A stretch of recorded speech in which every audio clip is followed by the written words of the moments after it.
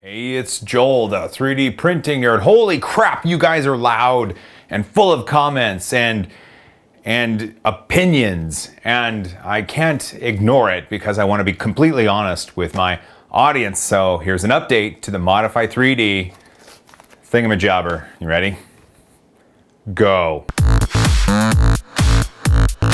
Welcome back. So I released a video where I reviewed the Modifi3D USB 3D print finishing tool, and the internet cried aloud saying, Joel, that's nothing but a cheap Chinese USB low temperature soldering iron.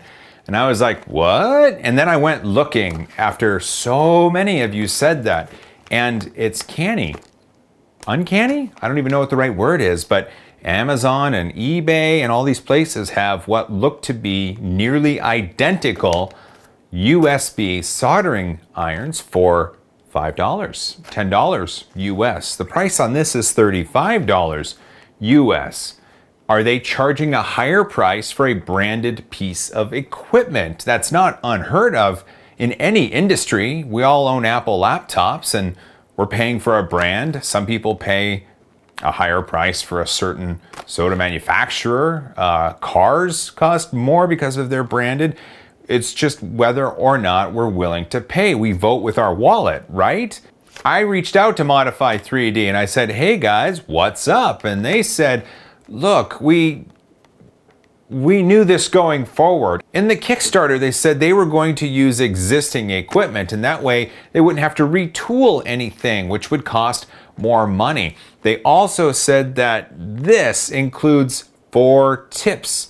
And these tips are coated with some sort of special stuff where plastic then won't stick to the tips.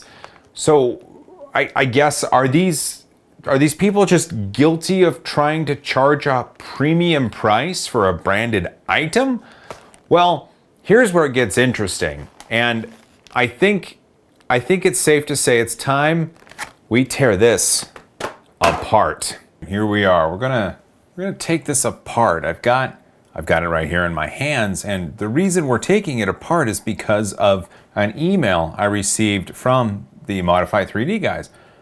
I inquired about it and I said, you know, the whole internet is telling me that this is just a rebranded cheap Chinese USB soldering iron.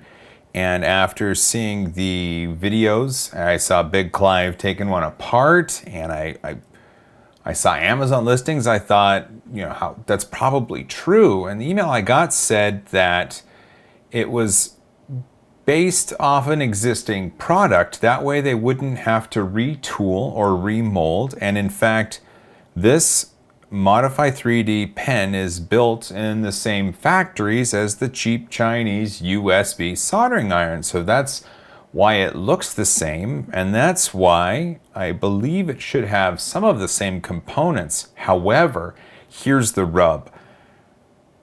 Per the email, it says they changed components to improve the capacity and give a slightly longer working time. Now, they also said they added the tips, and the tips are coated to prevent plastic sticking to them, and that's fine. The tips are more expensive to produce than this mini soldering iron, but they did say they changed components to improve the capacity and give a slightly longer working time. Well, according to Big Clive's teardown, I know what's in the cheap USB soldering irons. Let's find out what's inside this Modifi3D pen. This should be interesting. You know, I'm a 3D printing channel, and here I am doing a teardown. Who would have thought it? All right, let's undo this. Thankfully, I've got a little small screwdriver here, and I'm able to take things apart. This is kind of exciting. It's not like I practiced. I didn't practice this before I put it on camera. This is going to be all new to me. All right, let's remove this. Okay, here's the inside. Amazingly enough, this. Okay, so here's what dang it, you know, I'm at a loss for words, because I was an electronic engineering class in high school, and in order to increase an electronic capacity, you need something that can hold more of a charge, I would imagine. And here's a capacitor. And this capacitor, here, let me zoom in. Let me zoom in. So if you look right here, this capacitor is 100 microfarad. I think I'm saying that right. And according to the Big Clive teardown, the capacitor in the cheap Chinese USB pen is 100 microfarad. This is using the same NE555 timer chip. I don't see anything here that actually looks different than what Big Clive showed in his teardown. So if nothing is different in the pen, at least discernibly, then what did they change to improve capacity and give a slightly longer working time? I don't understand. I'm not saying I'm the smartest man in the room, but I know how to take things apart and I know how to identify parts, so you tell me. That was sure interesting. Improve capacity and give a slightly longer working time is what was told to me in email from Modifi3D. To give a slightly longer working time, that could be construed that the treatment of the nozzles maybe allowed it to work longer with plastics because the plastics don't stick to the nozzles themselves. But to increase capacity at an electrical level, you have to then have something that can hold more electricity, more energy, if I understand things correctly, which would mean they would need a different capacitor. But the guts inside this Modifi3D pen look exactly like the guts inside the cheap Chinese USB soldering iron that Big Clive reviewed and that everyone else said this was an exact copy of. So I guess it's really up to you and whether or not you are going to vote with your wallet. This Modifi3D pen worked as advertised.